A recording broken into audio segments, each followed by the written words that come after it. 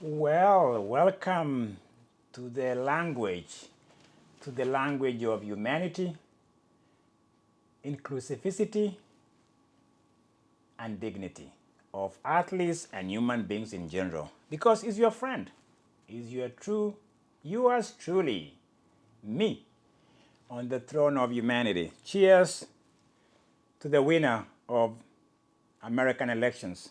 I don't know yet, but cheers. I hope it's cheerful enough.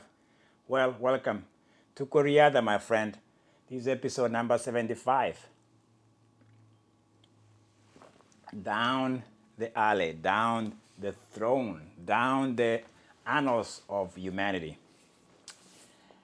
A friend of mine he texted me outside these channels, and I think there's a subject I think I'm very aware of how, I don't think it's controversial to me, is how comforting it is to know that we are all human beings. I think that is a big thing for me, that oxygen is all we have, the earth is all we have, and what can we do with it? Either to make it a better place or to make everybody around us feel safe, feel worthy, feel valued, dignified, edified, and all that. So I appreciate some of the comments I'm hearing some friends from this channel. I think there's a subject here that speaks to me in great depth. Is this idea of we are different, and I think it would be a boring universe or boring world, earth we live in if we're all the same and we add a purity to everything. There's nothing pure, or there's nothing that is the ideal of humanity. I think every facet, every look of humanity is beautiful. I think we should take solace in that, because I think I was just going to drop some thoughts in these opening remarks for me into Koreada, and then we'll go somewhere where there's athletics. I think for me, I've really taken a holiday investigation and reading into the dark ages of 1940s, specifically the Jewish Polish community, the ghettos, and the beginning and or the genesis of genocide in those parts of the world. I'm reading right now a narrative or a diary from somebody who escaped, who survived the massacres and the Auschwitz of the 1940 and the extermination camps. It's an older version of it compared to Anna Frank that I read about. And there's something that just is kind of the headline for me. The headline for me, I'm not even there yet. I'm just immersing myself in this history and seeing it from the mind or the voices of those who made it or those who didn't make it, and those who made it to a certain point. What really speaks to me more than anything else is the fact that I don't think I'm going to resign or just reduce the magnitude and the latitude and the large context of evil to the human narrative. The evil that was perpetuated on a people, 6 million people, and even let's just say on that window, small window, let's think about it, it's 1939 maybe to 1944, that's a small window. To reduce that extermination and that evil, ground zero of evil at that moment, to a human element is too simplistic. And the shoe of that evil narrative, the shoe is too big for a human just to fit in there. That's just my observation. That's just my take. The shoe of the evil that was perpetuated on 6 million people plus, I suspect, the shoe is too simplistic just to say it was Adolf Hitler and the Gestapos and the SS. It's too simplistic. It's really, really something that just strikes me as it's not enough. That is too reductive. That we reduce it to human and say that evil and the shoe of that evil, and the only thing that can fit in there is a human foot. I don't think so. I move on to New York because New York had Sunday was in New York and Sunday was marathon and Sunday was the drum beats of athletics. Athletics marathon. I think I have to confess here that as a prophet of athletics, I hope you didn't follow my predictions to the T. But my margin of error is not that bad. Ellen Obiri, I picked Ellen Obiri to win. She loses by 4 seconds. That's not bad for a prophet, Joel. It's not bad. Give me some applause, okay? Don't give up on me. I suck you in. Just because the results don't measure doesn't mean I'm a false prophet. Ha ha! Well, guess who won it? It's a lady from Kericho, where Beatrice Chebet is, not Beatrice, yeah, Beatrice Chebet is from Kericho. Yes, another Kerichon. Kerichonian. I like that. Another Kerichonian by the name of Sheila Chepkirui. By the way, I have an affinity with that Chepkirui because my middle name is Kip Kirui, the boy side. This is the girl side, Chepkirui. Yay, Chepkirui, she wins it. $100,000 in her pocket. It took the last 800 meters, maybe 400 meters, maybe the last 200, for her to shake off the legend, the doggone Helen Obiri. Helen Obiri, I'll give her a break. She comes second. She wins 50,000 in this event. I'm surprised that the pay is still low. 100,000 for marathon for these athletes.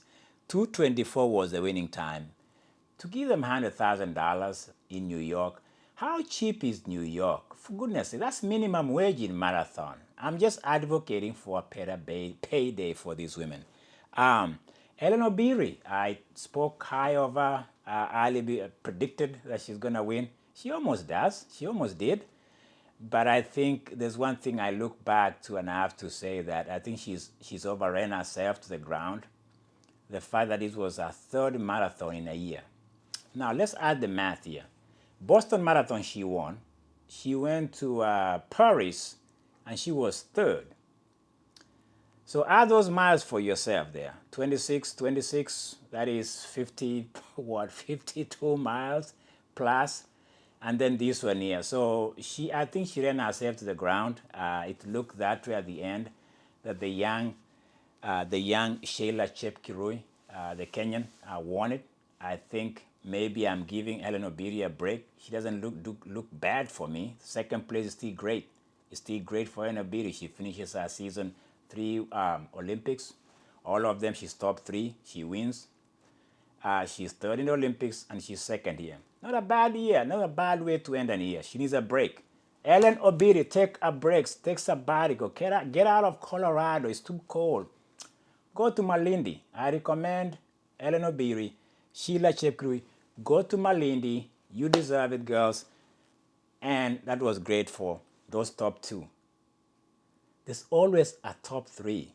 The podium has gold, silver, and bronze. 41 years old, woman from Kenya. I mentioned her, kind of gave you guys my admiration for her.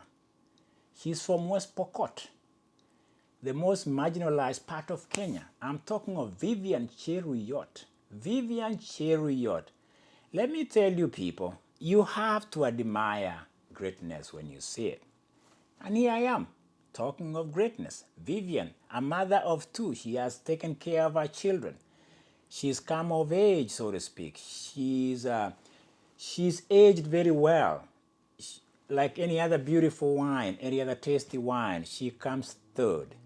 And her time is 2:24. And to run 2:24 in New York, where you finish at the Central Park, this hilly course of New York, for Vivian Cheruyot to make it to the podium is incredible. So, 34, Ellen Obiri. I think 30 was the winner, Sheila Chepkirui. And here comes the legend, to me. I say that because she's a gold medalist from 2016 Brazil. I think for me, that was the biggest surprise in this New York Marathon because I talk of Sharon Lokedi I think she faded all the way to 7th.